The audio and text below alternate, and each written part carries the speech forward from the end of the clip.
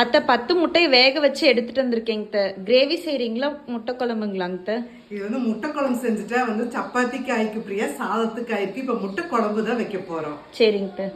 Refined oil 3 spoon, சோம்பு 1/2 spoon, 2 பச்சை மிளகாய், 3 பெரிய வெங்காயம்.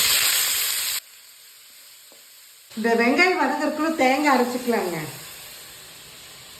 1 ஸ்பூன் மிளகு, 3 சில்லு தேங்காய், 3 தக்காளி பழம் நைஸாக தண்ணி ஊற்றி அரைச்சிக்கலாம்.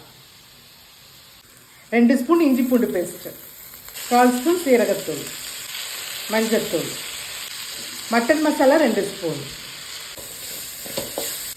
அரைச்சி விழுத ஊற்றிக்கலாம். அளவான கல் உப்பு, 2 டம்ளர் தண்ணி ஊற்றி நல்லா கொதிக்க விட்டுக்கலாம்.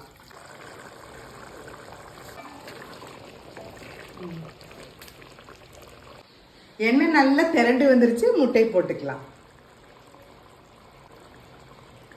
முட்டை போட்டு ஒரே ஒரு கொதி விட்டா போதும். மேலால கொத்தமல்லி தழை தூவி விட்டுறலாம். நல்ல காரசாரமான முட்டை குழம்பு ரெடி.